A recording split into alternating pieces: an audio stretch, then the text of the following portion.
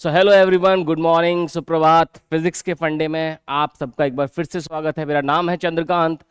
हमने इससे पहले जो अपनी पहली क्लास ली थी, जिसमें हमने इंट्रोडक्शन में स्टार्ट किया था कि कैसे फिजिक्स की जर्नी में मैथ्स की बहुत बहुत बड़ी इंपॉर्टेंस है। ठीक है, पिछली क्लास में आपको मैंने ये बताया था कि फिजिक्स की जर्नी में जो मैथ्स के पोर्शन, जो मैथ्स के कॉन्सेप्ट्स इंपॉर्टेंट हैं, उन सब को हम मैथमेटिकल टूल्स नाम के एक चैप्टर में सारे कवर कर लेंगे। फायदा ये रहेगा उसका कि जितना भी मैथ्स जो कि फिजिक्स में रिक्वायर्ड है, जैसा कि मैंने पहले लेक्चर में बताया था कि mathematics is actually the language of physics. तो जब तक मैथ्स नहीं पकड़ आएगा, फिजिक्स समझ में आना, हाँ इतनी संभव है समझ में आना कि बोर्ड क्लियर हो जाएगा भाई। लेकिन अगर कॉम्पिटिटिव लेवल पे, और फिर बोर्ड की लिए बात मैं अगर अभी करूं, तो जिस हिसाब से बोर्ड का अभी करंट पैटर्न चेंज हो रहा है, जैसे 2026 की बात करें तो बेटा उसमें न्यूमेरिकल्स के नाम पे इतने शानदार न्यूमेरिकल दिए गए हैं कि अब वो समय नहीं है कि आप न्यूमेरिकल को हटा के केवल डेरिवेशन के दम पे, डायग्राम के दम पे आप 12th क्लियर कर लें।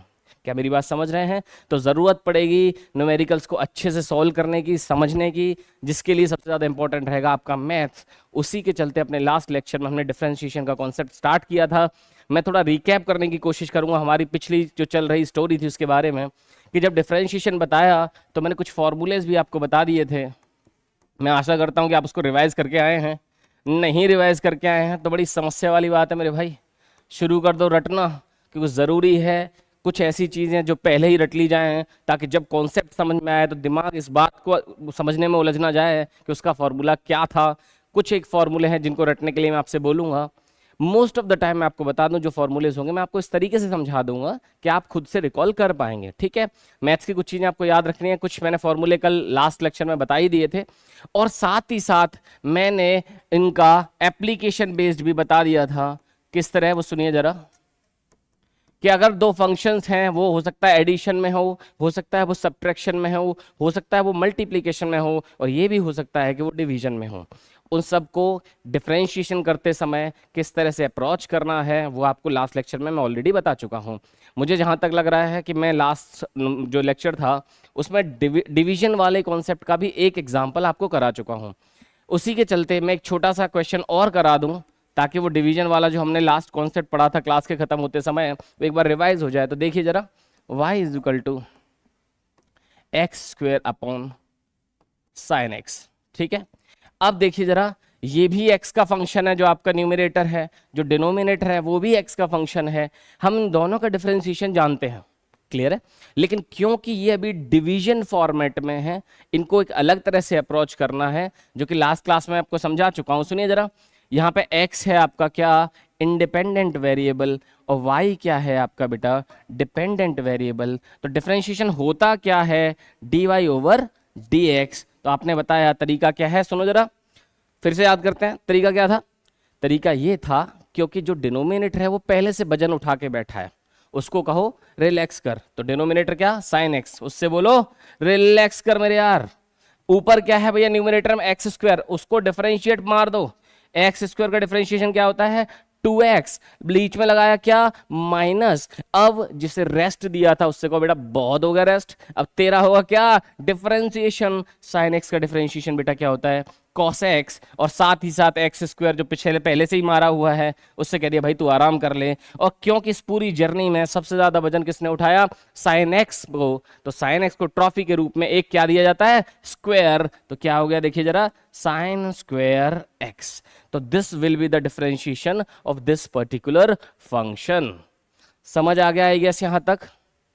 हाँ भाई, कुछ और बताना है? Very nice, very good, revise करते रहिएगा, समझ में आती रहेंगी चीजें। अच्छा, जितना अभी तक हम डिफरेंशिएशन की जर्नी में पहुंचे हैं उसमें फिजिक्स का कोई डिस्कशन नहीं हुआ है। बच्चा ये सोच रहा है कि तुम मैथ्स पढ़ा रहे हो कि फिजिक्स पढ़ा रहे हो। ठीक है, तो क्यों ना कुछ ऐसे क्वेश्चंस कर लिए जाएं जो आगे आने वाले चैप्टर्स में आएंगे, जिनमें हेल्प टोटल किसकी होने वाली है, मैथ्स की। सुनिए जरा किस तरह। सर आपने स्पीड सुना था क्या? हाँ सर सुना था। आपने एक्सेलरेशन सुना था क्या? हाँ भाई सुना था। क्या होता था स्पीड, आपको याद है? हाँ, इसको वेलोसिटी भी कह सकते हैं अगर वेक्टर फॉर्म में बात करूं तो। इसको वेलोसिटी भी कह सकता हूं अगर मैं वेक्टर फॉर्म में बात करूं तो, ठीक है। चलिए, तो मैं ये कह रहा हूं वेलोसिटी होती क्या थी, आपको याद है? Rate of change of displacement is called velocity. अरे बोल भाई, rate of change of displacement, इसी को तो वेलोसिटी कहते थे। और जब डिफरेंशिएशन का मैं आपको समझा रहा था कि डिफरेंशिएशन का मतलब क्या है, तो मैंने आपको बताया था चेंज को रिप्रेजेंट करते हैं डी के साथ और डिस्प्लेसमेंट को फिजिक्स में रिप्रेजेंट करते हैं एक्स के साथ। तो वेलोसिटी का कहीं ना कहीं फॉर्मूला निकल के आ जाएगा क्या, D x over D T. अरे बोलो, ये वेक्टर मैं इसलिए लगा रहा हूं कि डिस्प्लेसमेंट और वेलोसिटी दोनों कैसी क्वांटिटीज होती है, वेक्टर। तो क्या लिखा है देखो जरा, सर अगर आप डिस्प्लेसमेंट को डिफरेंशिएट कर देते हैं तो क्या आ जाती है, वेलोसिटी। उसी तरीके से अगर मैं बात करूं एक्सेलरेशन की, तो एक्सेलरेशन क्या होता है, rate of change of velocity. इसको क्या बोलते हो आप, एक्सेलरेशन। तो देखो एक्सेलरेशन का फॉर्मूला क्या बन के आया, acceleration is equal to d v over D t. क्योंकि एक्सेलरेशन और वेलोसिटी दोनों वेक्टर क्वांटिटीज है, इसीलिए उनके ऊपर वेक्टर बना हुआ है। क्लियर है? इससे मुझे क्या समझ में आता है, मेरी बात समझिए। मुझे ये समझ में आता है कि एग्जांपल ये ले लीजिए, if a particle is moving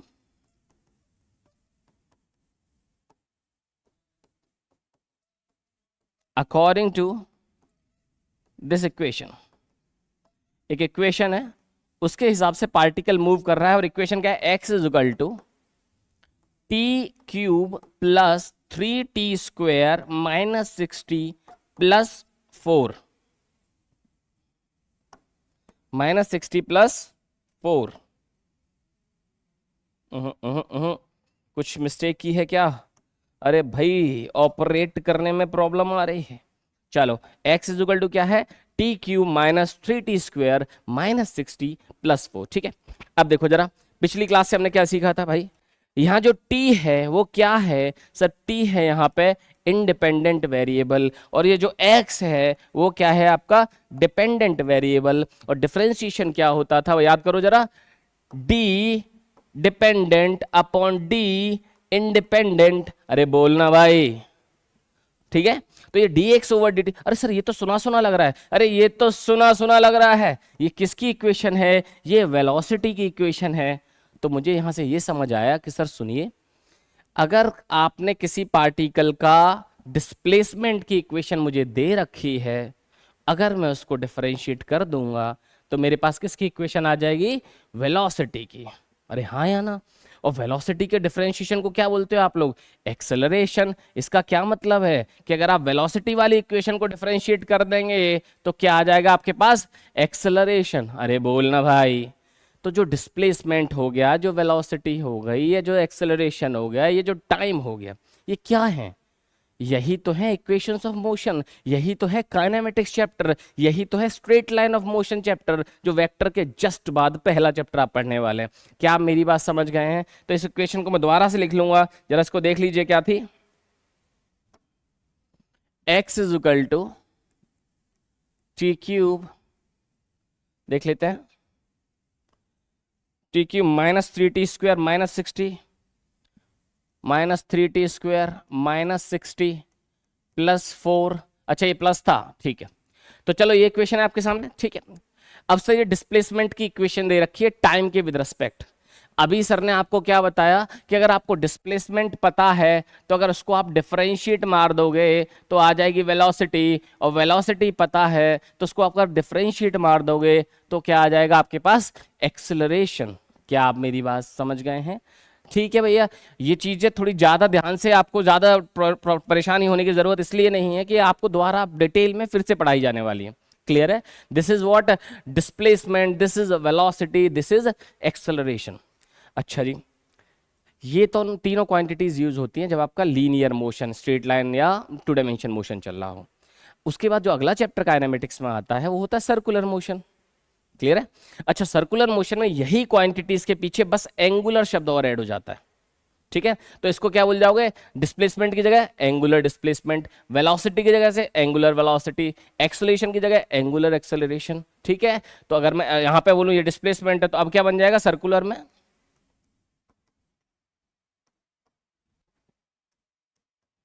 circular motion में डिस्प्लेसमेंट की जगह हो जाता है थीटा, जिसको बोलोगे आप क्या, एंगुलर डिस्प्लेसमेंट। अरे बोलना भाई, नहीं आई, अबे आएगी भी नहीं, चल भाई डिफरेंशिएट करा, तो डिस्प्लेसमेंट एंगुलर डिस्प्लेसमेंट को डिफरेंशिएट करने पे भाई क्या आने वाला है बताओ जरा, एंगुलर वेलोसिटी, जिसको हम रिप्रेजेंट करेंगे ओमेगा के साथ। व्हाट इज दिस,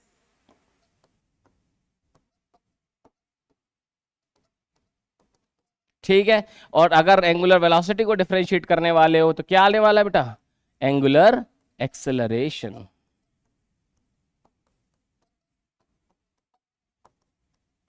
अरे बोलना भाई, कोई दिक्कत तो नहीं है इसमें। अब जो पढ़ रहे हैं वो क्या है, फिजिक्स की चीज है, लेकिन सॉल्व किससे होंगी, मैथ्स की चीजों से, किससे, डिफरेंशिएशन से। और भी चीजें मैं आपको बता दूं, इस क्वेश्चन को हम आगे कंटिन्यू करेंगे, ठीक है, और भी चीजें मैं आपको बता दूं। जैसे अगर मैं पावर का आपसे डेफिनेशन पूछूं, व्हाट इज पावर, तो पावर को बोला जाता है rate of doing work is called power. ठीक है, तो कुछ ऐसा ही लग रहा है, D W over D T is what power actually is, where W is what work done. अरे बोलना भाई, ये आपका तीसरा चैप्टर हो गया, क्लियर है। पहला चैप्टर भाई मैथमेटिकल टूल, जो कि बेस बना के रखेगा बाकी सारे चैप्टर्स के। दूसरा चैप्टर वेक्टर, वो भी इक्वली इंपॉर्टेंट है जैसे मैथमेटिकल टूल इंपॉर्टेंट है। जब इन दोनों चैप्टर्स को आप कर लेते हो ना बेटा, खेल शुरू होता है उसके बाद। जितना मचा के आपने इन दोनों चैप्टर्स को पढ़ाया ना बेटा, हर अगले चैप्टर में आपको ये रियलाइज हो जाएगा कि मैंने बहुत अच्छा काम किया था, कि पिछले वाले दोनों चैप्टर बहुत शानदार तरीके से कंप्लीट किए हैं। क्लियर है, उसका आपको अभी समझ में आ जाएगा। खैर, उसके बाद जो नेक्स्ट चैप्टर पढ़ेंगे वो आपका वर्क पावर एनर्जी होगा, जिसमें वर्क आएगा। देखो वर्क की इक्वेशन आपके पास यहाँ आ चुकी है, ठीक है। आप ट्वेल्थ में भी जाओ, मैं केवल 11th की बात नहीं कर रहा, अगर आप ट्वेल्थ में भी चले जाएंगे तो डिफरेंशिएशन आपके पीछू पीछू आता चला जाएगा। कैसे, सुनिए जरा। एक चैप्टर आएगा इलेक्ट्रोमैग्नेटिक इंडक्शन, जिसमें ईएमएफ का फॉर्मूला निकल के आएगा, rate of change of magnetic flux d phi over D t. ये फिर से आएगा आपका, फाई क्या है इसमें, मैग्नेटिक फ्लक्स। और बेटा यहाँ ईएमएफ क्या होता है, कोई बात नहीं, आप वोल्ट समझ लीजिए। जैसे आप 10th क्लास में जब पढ़ते थे ना, रेजिस्टेंस वाला चैप्टर था, तो वोल्टेज वोल्टेज होता था। आप एक बार के लिए ईएमएफ को वोल्टेज समझ लीजिए फॉर अ टाइमिंग, राइट। तो आपको ये सारे फॉर्मूले आपके सामने दिखाई दे रहे हैं। अच्छा, जैसे आपने बोला था कि सर अगर आपको डिस्प्लेसमेंट दे रखा है तो डिफरेंशिएट करके वेलोसिटी आएगी, वेलोसिटी दे रखी है, डिस्प्लेसमेंट और एक्सेलरेशन चाहिए तो आप क्या कर दोगे, डिफरेंशिएट कर दोगे। उसी तरह एंगुलर डिस्प्लेसमेंट को डिफरेंशिएट करोगे तो एंगुलर वेलोसिटी, और एंगुलर वेलोसिटी को डिफरेंशिएट करोगे तो एंगुलर एक्सेलरेशन। क्या मेरी बात समझ गए हैं? अरे वर्क डन को डिफरेंशिएट करोगे तो क्या आ जाएगी, पावर, और मैग्नेटिक फ्लक्स को डिफरेंशिएट करोगे तो क्या आ जाएगी, अरे बोलना भाई, मैग्नेटिक फ्लक्स को डिफरेंशिएट करोगे तो क्या आ जाएगा सर, ईएमएफ आ जाएगा। अभी तक की सारी कहानी एकदम मुंजवानी, ठीक है। चल भाई, अब ये वाला क्वेश्चन कर लेते हैं। चलो सर बहुत देर हो गई, ये क्वेश्चन भी करा दो। सर डिस्प्लेसमेंट की इक्वेशन टाइम के टर्म्स में दे रखी है, अगर इसको डिफरेंशिएट करूंगा तो क्या हो जाएगा, dx ओवर dt। अरे हाँ या ना, और dx ओवर dt होता क्या है, वेलोसिटी। मामला सेट। चल भाई, डिफरेंशिएट क्या होता है, पावर आगे पावर आगे पावर एक से कम, पावर आगे पावर एक से कम, पावर आगे, अरे कांस्टेंट है इसका तो डिफरेंशिएशन 0 होता है। तो ये जो इक्वेशन निकल के आई वो किसकी इक्वेशन निकल के आई है, वेलोसिटी की। और मुझे ये बात पता है, अरे बोलना, पता है कि नहीं, मुझे ये बात पता है कि वेलोसिटी को अगर मैं फर्दर डिफरेंशिएट कर देता हूं तो आपके पास क्या निकल के आ जाएगा, एक्सेलरेशन। फिर से मैंने डिफरेंशिएट करा वेलोसिटी को dv ओवर dt करके, तो मुझे पता है क्या निकल के आ जाता है, एक्सेलरेशन। पावर आगे 60 plus 6, this is the equation of what, acceleration. ठीक है, अब सुनो, बच्चा कहता है सर और डिफरेंशिएट करूं तो क्या हो जाएगा। ठीक है सर, आपने डिस्प्लेसमेंट को डिफरेंशिएट करा, मैं कहा हाँ किया, क्या आया, वेलोसिटी। वेलोसिटी को डिफरेंशिएट किया, हाँ क्या आया, एक्सेलरेशन। एक्सेलरेशन को डिफरेंशिएट करा तो क्या आ जाएगा भैया, तो एक शब्द आता है जिसको बोलते हैं जर्क। क्या बोलते हैं, jerk. What is jerk, jerk का मतलब होता है कि जैसे क्रिकेट खेलते टाइम बोलते हैं ना, रन अप, आप बॉलिंग करा रहे हैं तो हाथ घुमा के डालिए, लेकिन कभी कभी आप झटके से चीजें फेंकते हैं, तो किसी चीज को जब झटके से किया जाता है उसी चीज को बोला जाता है जर्क। क्या मेरी बात समझ गए? कोई बहुत तेज कोई भी चीज एक जमीन पे गिरती है तो उस एक मोशन को काइंड ऑफ जर्क कह सकते हैं हम लोग। तो वो जर्क होता है, लेकिन आपको सिलेबस में नहीं पढ़ना है तो नॉट इंपॉर्टेंट। क्या आपको ये फिजिकल इंटरप्रिटेशन किस तरह डिफरेंशिएशन क्या बताने वाला है वो आपको फील आ गई है इस बात की? ठीक है, अब एक क्वेश्चन हम इस पे कर लेते हैं, वर्क डन वाले पे, एक ईएमएफ वाले पे। आपसे इस पे कोई रैंडम क्वेश्चन भी पूछ सकता है। जैसे मैं एक और बात बताता हूँ, एक और क्वेश्चन कर लेते हैं हम लोग, ठीक है। अ particle is moving, particle is executing a circular motion by the equation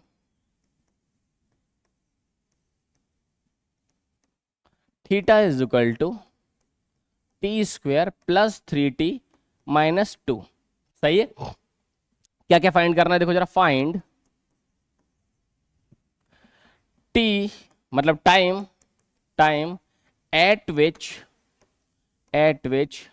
angular velocity is zero, angular velocity is zero. पहला क्वेश्चन, ठीक है। दूसरा क्वेश्चन सुनो, find the value of angular acceleration, find the value of angular acceleration at t is equal to 2 second. ये दो question आपके सामने आ गए, ठीक है।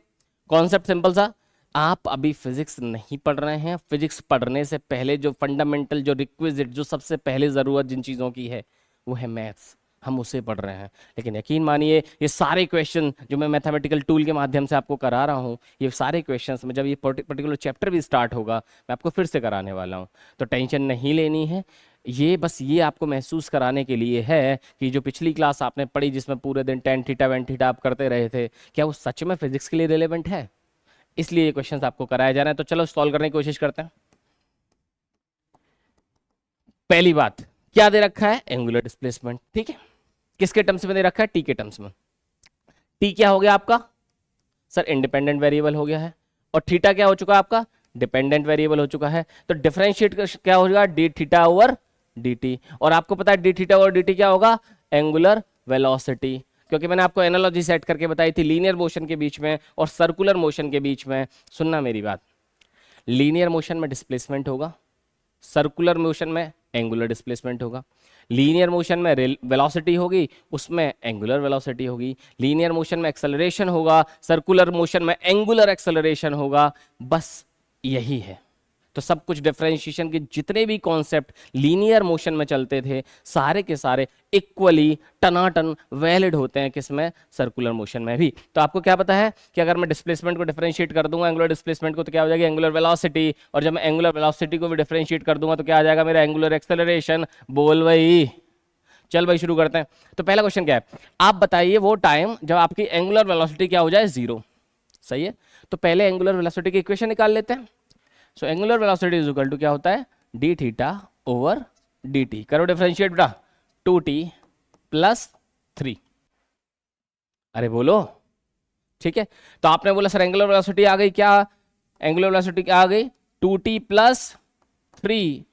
अब आपसे कहा जा रहा है कि कौन से टाइम पे एंगुलर वेलोसिटी क्या होने वाली है? जीरो। तो आपने एंगुलर वेलोसिटी की वैल्यू क्या रख दी? जीरो। तो टाइम की वैल्यू कितनी निकल के आ गई? -3/2, जो कि वैलिड नहीं है। Time can never be less than zero. तो आप ये कहेंगे this equation do not exist. ऐसा मोशन सर्कुलर में हो ही नहीं सकता, क्योंकि टाइम की वैल्यू क्या निकल के आई है? नेगेटिव, जो कि पॉसिबल नहीं है। चलो, क्योंकि हमें डिफरेंशिएशन समझना था, हमें अभी सर्कुलर मोशन नहीं पढ़ रहे हैं, तो हो सकता है आपको ये लगे सर ये वैल्यू क्या आई है। लोड मत लीजिएगा, हमें डिफरेंशिएशन समझना है भाई, ठीक है। अब दूसरा क्वेश्चन कर लेते हैं। दूसरा क्वेश्चन कहते हैं वो एंगुलर एक्सेलरेशन की वैल्यू बताओ t is equal to 2 second पे। तो सर पहले आप एंगुलर एक्सेलरेशन का इक्वेशन तो निकालो। सर वो क्या होता है? D omega over D T. तो क्या हो गया देखो, 2, अरे बोलो ना, 2t प्लस 3 का डिफरेंशिएशन करना है। 3 तो कांस्टेंट है, उसका डिफरेंशिएशन 0। 2t का डिफरेंशिएशन क्या? 2। सर एंगुलर एक्सेलरेशन तो कांस्टेंट है। सर वो तो टाइम पे डिपेंड करता ही नहीं है। क्या बोला आपने? सर एंगुलर डिस्प्लेसमेंट डिस्प्लेसमेंट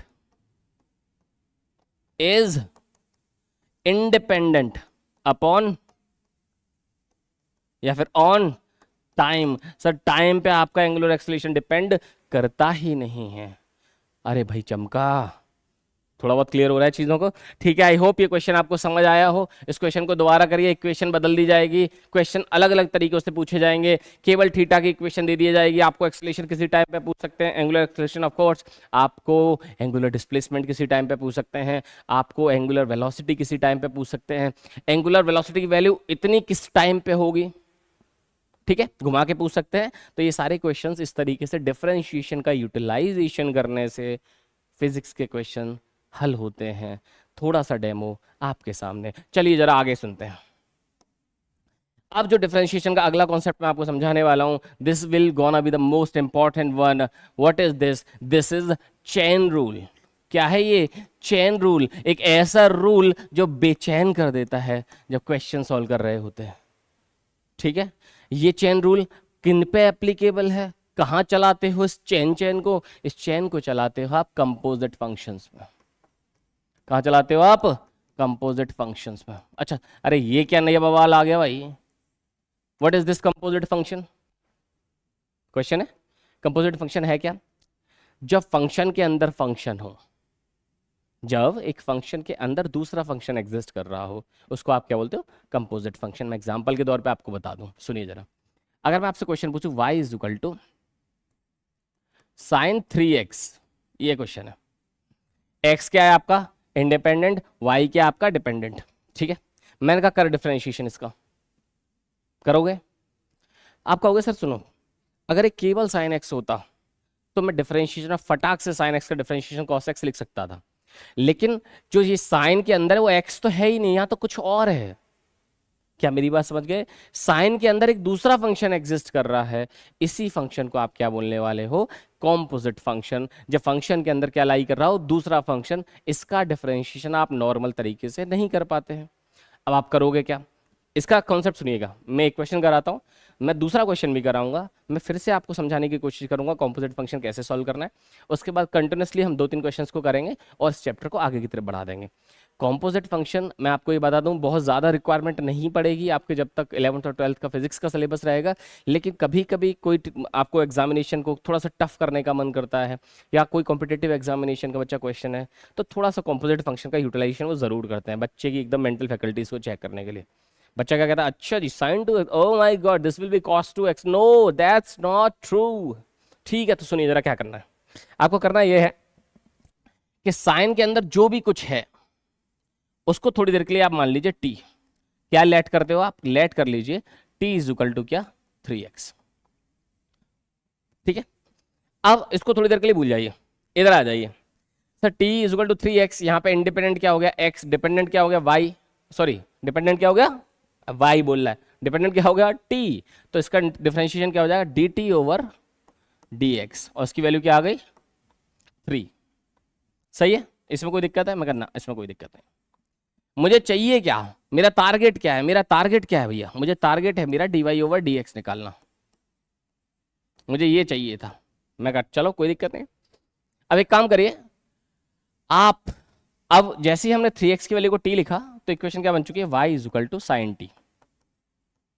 ठीक है, अब सुनो, अब मैं ऐसा नहीं कह सकता सर ये t जो है वो है इंडिपेंडेंट वेरिएबल और y क्या है आपका? Dependent variable.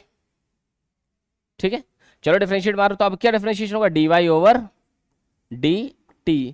क्या हो गया? साइन t का डिफरेंशिएशन क्या होता है भैया? cos t। कोई दिक्कत वाली बात नहीं।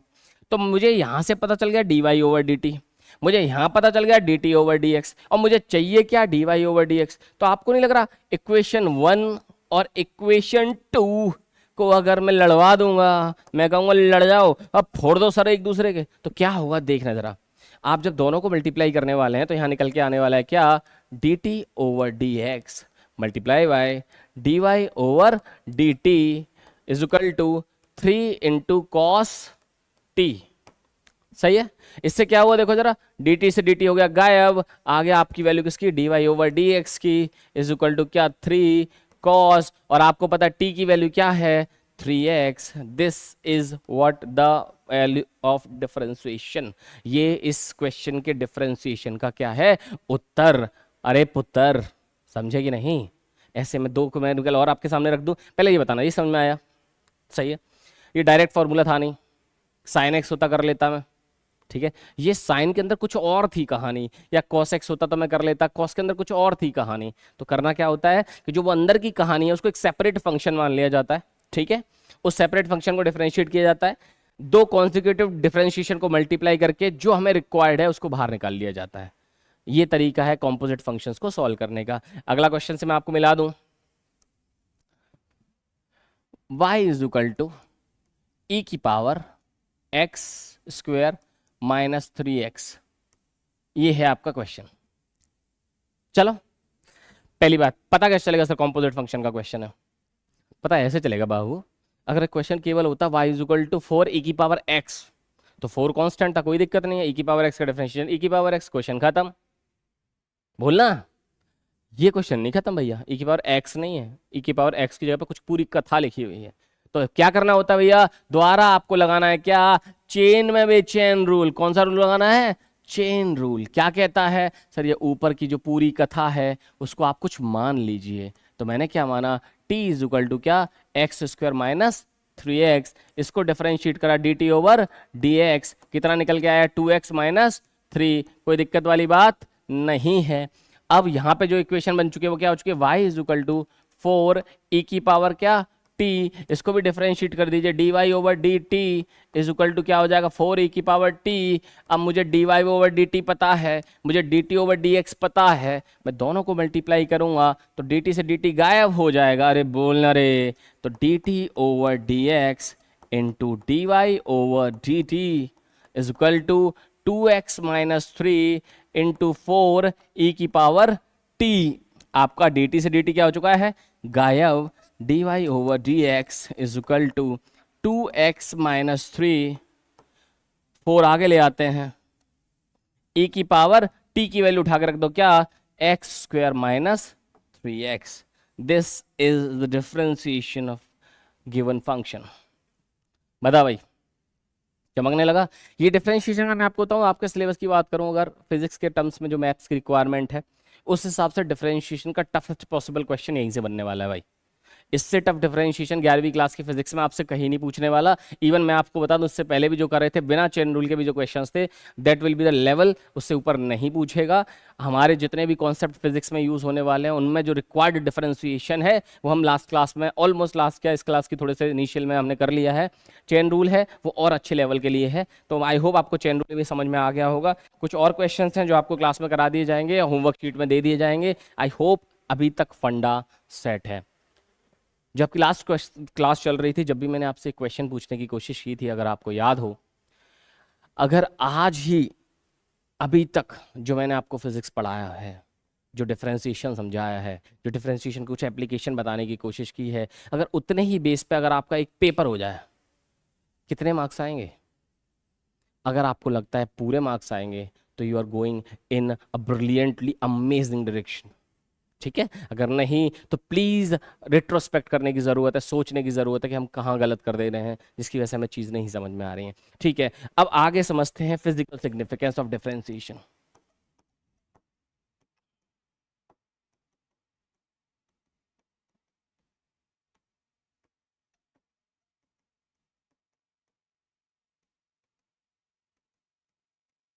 तो हम एक स्टेटमेंट से फिजिकल सिग्निफिकेंस को समझ लेंगे, इसके बहुत डिटेल में जाने की हमें ज़रूरत नहीं है। हम मैथ्स नहीं पढ़ रहे हैं, हम फिजिक्स पढ़ रहे हैं। फिजिक्स में उतनी ही मैथ्स पढ़नी है जितनी फिजिक्स में रिक्वायर्ड है। तो डायरेक्ट फिजिकल सिग्निफिकेंस में आपको डिफरेंशिएशन बता दूं तो क्या कहता है, सुनना मेरी बात, सही है। क्या कहता है कि differentiation of any function at a point gives slope of the tangent at that point। क्या कह रहा है सर, कुछ भी समझ में नहीं आ रहा है? आएगा, हौली हौली आएगा, लेकिन जरूर आएगा बेटा। चमका, ऐसी कोई ऐसी कोई कॉन्सेप्ट नहीं जो आपके दिमाग में जाएगा नहीं। आपको करना क्या है, क्लास में प्रेजेंट रहना है, क्लास को सुनना है, क्लास के होमवर्क को करना है और क्लास को रिवाइज करना है। चार छोटे छोटे कॉन्सेप्ट, क्या बोले दोबारा सुनो। पहला, क्लास में प्रेजेंट रहिए। दूसरा, क्लास में अटेंशन होके सुनिए, क्लास का होमवर्क करिए और क्लास को रिवाइज किए। ये चार काम कर लिए तो बेटा कोई ऐसा काम नहीं जो नहीं होगा। फिजिक्स समझ नहीं आएगी, फेवरेट बन जाएगी।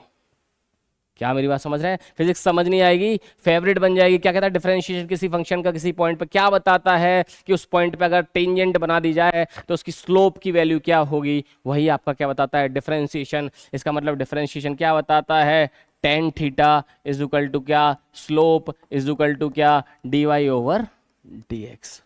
किसी भी पॉइंट पे d y over d x निकाल के आप क्या बताते हो, उस पॉइंट पे जो टेंजेंट है उसकी स्लोप क्या होगी। अरे बोलना, अभी नहीं आएगा समझ, अभी आएगा, देखो जरा।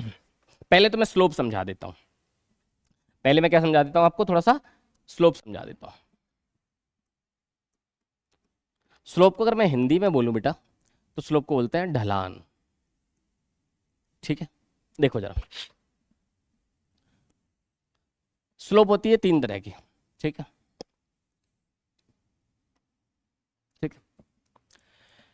अगर कौन सी तीन तरह के, वो मैं समझा दूं आपको। मान लीजिए एक स्लोप ये है, इसकी कोई ढलान है आपको दिखाई दे रही है, ठीक है। अगर मैं इसके ऊपर एक बॉल को प्लेस कर दूं और मैं कहूं इस बॉल को ऊपर चढ़ाना है, तो अगर आपको ताकत लगानी पड़ेगी, फोर्स लगानी पड़ेगी, बोलो ना। अगर आपको इस बॉल को ऊपर ले जाने के लिए फोर्स लगानी पड़ेगी, ओहो ओफो, अगर आपको फोर्स लगानी पड़ेगी तो आपकी स्लोप क्या होने वाली है, पॉजिटिव। आपकी स्लोप क्या होने वाली है, पॉजिटिव। अरे बोलो ना। और अगर फोर्स नहीं लगानी पड़ेगी, अपने आप बॉल उतर के नीचे आ जाएगी, तो स्लोप कैसी होने वाली है, नेगेटिव। और जहां अगर बॉल रख दो तो वो कहीं नहीं जाएगी, तो यहाँ पे आपकी स्लोप क्या होने वाली है, सर स्लोप होने वाली है जीरो। और आपने 2 मिनट पहले ही बोला था कि स्लोप किसके बराबर होती है sir, d y over d x के बराबर होती है। और किसके बराबर होती है, टेन थीटा के बराबर होती है। क्लियर है? तो सर फिजिकल सिग्निफिकेंस क्या कहता है कि डिफरेंशिएशन, कभी भी किसी भी इक्वेशन का अगर आप डिफरेंशिएट करते हो और इसकी किसी पर्टिकुलर पॉइंट पे वैल्यू निकालते हो, तो क्या बताती है, वो ये बताती है कि अगर उस पर्टिकुलर पॉइंट पे एक टेंजेंट बना दी जाए तो उस टेंजेंट की स्लोप है वो कितनी होगी। ये बताता है आपका क्या, डिफरेंशिएशन। देखना जरा, आप पहले ये समझ लीजिए स्लोप पॉजिटिव कब होती है। अच्छा, टेन थीटा ही तो है स्लोप, अरे बोलो ना। तो आपने बोला क्या, ये सर पॉजिटिव भी हो सकती है, सर ये नेगेटिव भी हो सकती है, और ये जीरो भी हो सकती है। जहां टेन थीटा पॉजिटिव होगा वहां स्लोप पॉजिटिव होती है, जहां टेन थीटा नेगेटिव होगा वहां स्लोप नेगेटिव होती है, जहां टेन थीटा जीरो होगा वहां स्लोप जीरो होती है। अरे बोलो ना, आपको पता है ना टेन जीरो की वैल्यू कितनी होती है, जीरो। क्लियर है? तो चलो एक ग्राफ बनाते हैं जिससे हम ये पता करते हैं कौन से पॉइंट पे कितनी स्लोप होगी, पॉजिटिव होगी, नेगेटिव होगी। जरा समझने की कोशिश करेंगे, सुनिए जरा।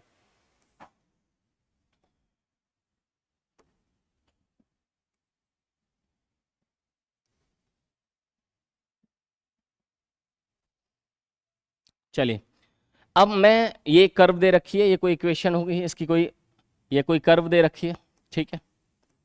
अब मैं जानना चाहता हूं इस कर्व में कहां कहां पे स्लोप पॉजिटिव होगी, कहां कहां पे स्लोप नेगेटिव होगी, और कहां कहां पे स्लोप क्या होने वाली है, आपकी जीरो होने वाली है। देखिए जरा, आपको जिस भी पॉइंट पे भैया स्लोप निकालनी हो, मेरी बात सुनो, आपको जिस भी पॉइंट पर स्लोप निकालनी है, करना क्या है, उस पॉइंट पे जाओ और वहां पे एक टेंजेंट ड्रॉ कर दो।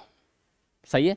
उस टेंजेंट को ड्रॉ करने के बाद ये देखो कि उस पर बॉल चढ़ाने के लिए ताकत लगानी है, या बॉल अपने आप उतरेगी, या बॉल खड़ी रह जाएगी। अगर ताकत लगानी है तो स्लोप कैसी है, पॉजिटिव। अगर ताकत नहीं लगानी है, अपने आप लुढ़क जाएगी, स्लोप कैसी है, नेगेटिव। अगर बॉल रखी की रखी रह जाएगी, स्लोप कितनी है, जीरो। देखिए जरा, इस पॉइंट पर अगर मैं आपको बताऊं, थोड़े से पेन चेंज कर लेते हैं, अलग कलर कलर का कर लेते हैं इसको,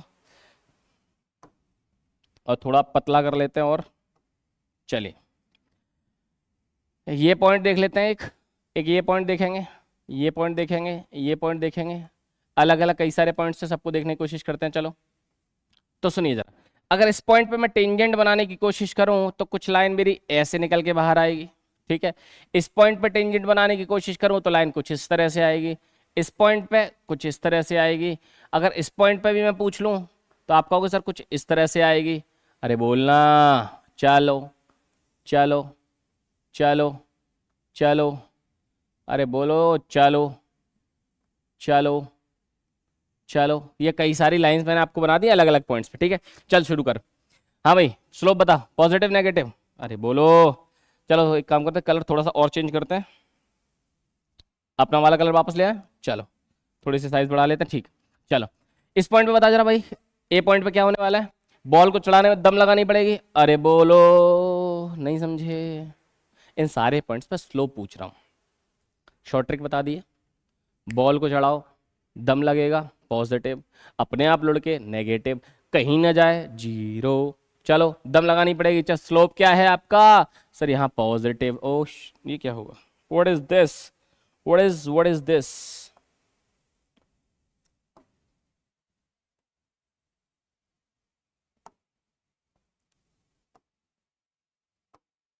एक मिनट बेटा, एक मिनट, बस बस एक मिनट। चलो सुनो, अगर ए पॉइंट की बात करूं मैं, अगर ए पॉइंट की बात करूं तो क्या बोलूंगा, सर लगानी पड़ेगी, दम लगानी पड़ेगी, ऊपर चढ़ाने के लिए दम लगानी पड़ेगी बहुत सारी। अरे बोलना, ये तो टेन थीटा कैसा होने वाला है सर, पॉजिटिव होने वाला है। स्लोप कैसी होने वाली है, पॉजिटिव होने वाली है। और d y by d x क्या होने वाला है, d y by d x भी क्या होने वाला है, पॉजिटिव होने वाला है। सर यहाँ पे देखो बॉल रखी की रखी रह जाएगी। सर यहाँ पे स्लोप कितना होने वाला है, जीरो होने वाला है। D y over d x कितना होने वाला है, जीरो होने वाला है। टेन थीटा कितना होने वाला है, जीरो। अरे बोलना भाई, यहाँ देख भाई, यहाँ पे क्या होने वाला है, सर यहाँ देखो जरा, आपका टेन थीटा कैसा होने वाला है, नेगेटिव, क्योंकि बॉल जो है वो अपने आप नीचे लुढ़कती लुढ़कती पुढ़कती नीचे आ जाएगी। अरे बोलना रे, अरे बोलना, क्या मेरी बात समझ गए हो। चलो भाई, स्लोप कितना, जीरो, यहाँ पे स्लोप कितना पॉजिटिव, यहाँ पे स्लोप नेगेटिव, यहाँ पे जीरो, यहाँ पे पॉजिटिव, यहाँ पे जीरो, यहाँ पे नेगेटिव, मामला सेट है। स्लोप की फील आ गई है, क्लियर है। तो ये स्लोप है। डिफरेंशिएशन का मतलब क्या बताते हैं, स्लोप के बारे में बताते हैं। डिफरेंशिएशन की थोड़ी फील आपको आ गई होगी। इसका जो अगला टॉपिक रहेगा वो रहेगा मैक्सिमम मिनिमम, जिसको हम प्यार से छोटी माँ बड़ी माँ कहते हैं। नेक्स्ट क्लास में आप ये समझने की कोशिश करेंगे कि भाई छोटी माँ बड़ी माँ क्या है। दो तरह की मैक्सिमम मिनिमा होते हैं। एक अपने गली की गुंडा होता है, उसको लोकल मैक्सिमा बोलते हैं। जो पूरे शहर का गुंडा होता है उसको ग्लोबल मैक्सिमा कहते हैं। तो ग्लोबल मैक्सिमा, लोकल मैक्सिमा, ये जो टॉपिक्स हैं इनको हम डिस्कस करने वाले हैं अपनी नेक्स्ट क्लास में। अगर आज की क्लास की बात करूं तो हमने क्या पढ़ा, सुनिए जरा। पहली बात तो हमने ये डिस्कशन में लिया कि जो पिछली क्लास हमारी डिफरेंशिएशन की रही थी उसमें हमने क्या क्या पढ़ा था। उन सारे क्वेश्चंस के एप्लीकेशन जिसमें एडिशन, सब्ट्रैक्शन, डिवीजन, मल्टीप्लिकेशन था, उनको रिकॉल किया। एक डिवीजन पे एक क्वेश्चन सॉल्व करने की कोशिश की। उसके बाद उसका एप्लीकेशन जो फिजिक्स में हो सकता है कि किस तरह डिस्प्लेसमेंट को डिफरेंशिएट करके वेलोसिटी, और वेलोसिटी को डिफरेंशिएट करके एक्सेलरेशन, और उसी में सर्कुलर मोशन का कॉन्सेप्ट लगाते हुए किस तरह एंगुलर डिस्प्लेसमेंट को डिफरेंशिएट करते टाइम एंगुलर वेलोसिटी, और एंगुलर वेलोसिटी को डिफरेंशिएट करते टाइम एंगुलर एक्सेलरेशन आपके पास आता है। साथ ही साथ बताने की कोशिश करी कि जब आप वर्क पावर एनर्जी पढ़ोगे तो work done, rate of doing work को पावर कहा जाता है। इसका मतलब वर्क डन को डिफरेंशिएट करोगे तो पावर आएगा। और किस तरह इलेक्ट्रोमैग्नेटिक इंडक्शन में इलेक्ट्रोमैग्नेटिक ईएमएफ निकालने के लिए आपको मैग्नेटिक फ्लक्स को डिफरेंशिएट करना होता है। तो क्यों ना आपको ये समझ में आ जाए कि डिफरेंशिएशन तो भैया आ ही जाए तो अच्छा है, वरना भाई बड़ा कष्ट होने वाला है फिजिक्स समझने में, क्योंकि ये सारे कॉन्सेप्ट हर अगली क्लास में आपको तंग करेंगे। तो आई होप आज की क्लास शुरुआत से आखिरी तक टनाटन चमक गई है, एकदम छप गई है। और बची भी हो तो घर जाके आप इस क्लास को फिर से रिवाइज करेंगे। जो भी डाउट आपके जनरेट होते हैं, we will take all those doubts in our next class. I hope you like the video, I hope you understand each and every concept delivered in this lecture. Thank you so much. Have a nice day. Thank you. Good night.